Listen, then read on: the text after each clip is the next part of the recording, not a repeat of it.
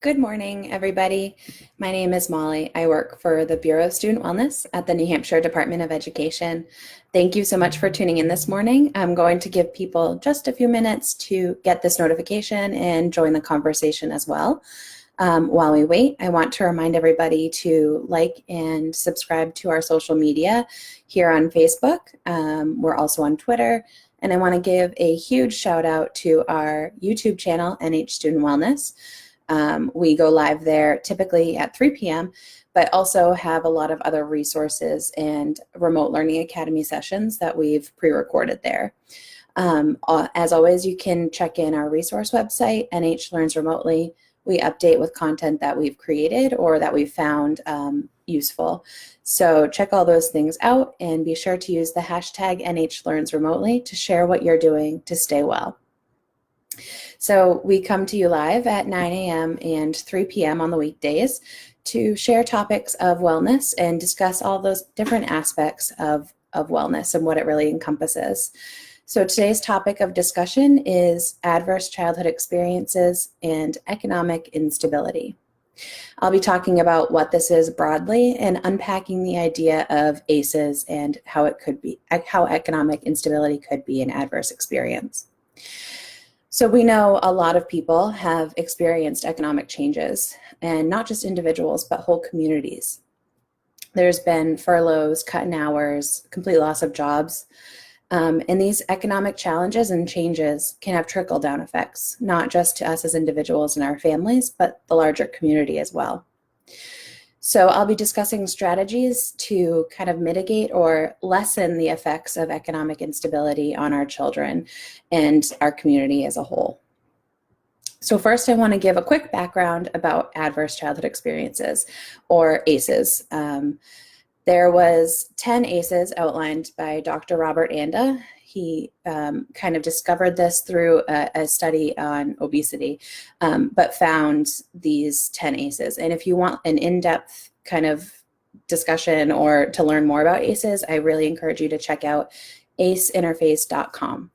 But briefly, there's kind of 10 ACEs that he covers, and they are physical, emotional, or sexual abuse, physical or emotional neglect, and then broadly household dysfunction, which encompasses things like mental illness, an incarcerated relative, a mother treated violently, substance abuse, and divorce. And I want to go ahead in the chat and put in the website, aceinterface.com, just so people can check it out on their own time and learn more.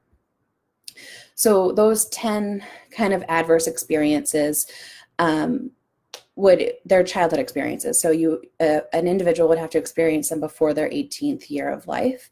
And research has found that as the number of these experiences increases, there's also an increase in negative behavioral and health outcomes for these children as they, grow into adults. And then moreover, the research study kind of found that children don't outgrow these experiences. Time doesn't necessarily heal these adverse experiences for children, but there are, in fact, protective factors in play that you can kind of develop or cultivate as a family or as an adult in this child's life to help support them. And it's also important to recognize that an adverse childhood experience, or an ACE, simply has the potential to be traumatic. It's not just because a family is experiencing divorce doesn't mean that the entire family is experiencing trauma. Trauma is a distressing or a disturbing experience, and that's subjective. Something I find distressing may not be the same for others. So thinking about our current environment, economic instability is kind of felt by all right now. And by economic instability, I mean a change in the usual workings of our economy. So this is a fluctuation in employment opportunities, in availability, a change in the price of our goods that we regularly use, and a change in the availability of these products and foods and services. And so while economic instability isn't explicitly labeled as an ACE, it has the potential to contribute to household dysfunction, which can lead to abuse or neglect, which are all ACEs. So it can having economic instability can lead to the overall stress of a family. And we all know that children perceive the stress of adults in their lives. So all these kind of come together and can amount to an adverse experience and then can lead to trauma in children and young adults. But luckily, like I said before, there are things we can do, conditions that individuals, families, and communities can use to promote healthy development and well-being in the wake of something adverse or negative like COVID-19 and like economic instability. So the 4 protective factors are social emotional competence in children, concrete supports in times of need, supportive social connections, and knowledge about parenting and child development. So I'm going to unpack these 4 protective factors a little bit, but that's kind of broadly what they are. Social emotional competence of children. SEL, or social emotional learning, is something, it's kind of a buzzword now in media and in education, but it's beneficial at all times, not just in a period of upheaval. Having conversations about emotions, working together to problem solve. These are things you're probably already doing already with your children, but doing them intentionally to kind of build some of that language to help children and support them. The Collaborative for Academic, Social, and Emotional Learning, or CASEL, groups these SEL competencies into five buckets. They're self-awareness, self-management, social awareness, relationship skills, and responsible decision-making. So talking with your children about these topics gives them the language to articulate their emotions around specific experiences, because children may know that something isn't right or it feels different, but they might not have the words to say to an adult and have a conversation about what it is that they're experiencing. So having these conversations really equips them with that language that they need. The second protective factor, concrete support in times of needs, is essentially just knowing who to turn to.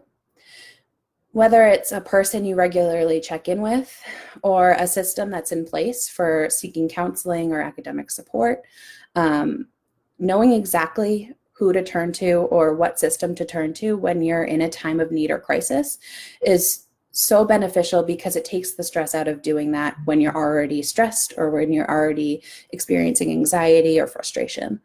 If it's a knee-jerk reaction, when I am doing this, or experiencing this feeling, I need to do these steps, it is almost mechanical. You don't have to stop and think about who to talk to, who's safe to turn to. It's already there. And that's a huge protective factor for individuals and families when they know who to turn to. The third protective factor is supportive social connections, and those kind of go hand in hand. Having your child socially connected so they have a system of friends that they can reach out to and feel comfortable talking with is a huge protective factor. It kind of is sometimes their support in times of need. Because sometimes students are more comfortable talking with their peers rather than talking with an adult or a family member, and that's completely developmentally appropriate.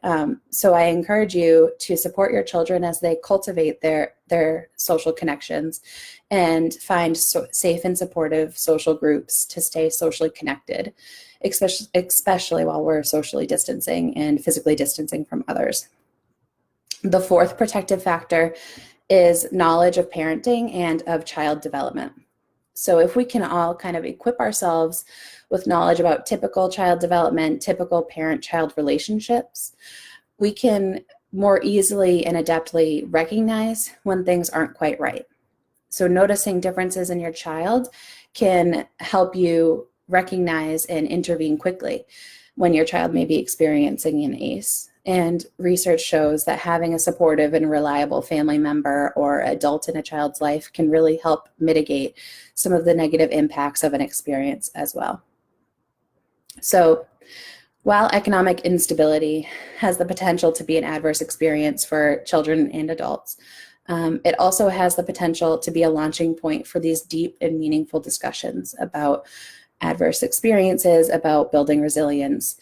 And it's a unique experience that we can all kind of use together to problem solve and think outside of the box. So overall, I want to remind everybody that we're all leading by example for our children in our lives. So how we react to the stress and anxiety of today's broad landscape affects how our children interpret their environment. Remember to be honest with your children, but be supportive. Learn together about what's going on in the world, but based it on reliable resources. And most importantly, when in doubt, let your conversations be child-led. They know what's upsetting them, and that'll be a great basis or launching point for you guys to have a discussion about what's going on in the world. An adverse experience does not mean it has to be traumatic. So if you enjoyed today's discussion, I encourage you to check out our previous wellness discussions and coffee chats here on Facebook. We also have them on YouTube. And I encourage you to tune in this afternoon at 3 p.m. on YouTube. We're having a discussion about managing screen time during remote learning with Heather Inyart, and she's from Media Power Youth. Also be sure to like and follow us on all of our social media channels, and I hope that everybody is staying well. Have a great morning.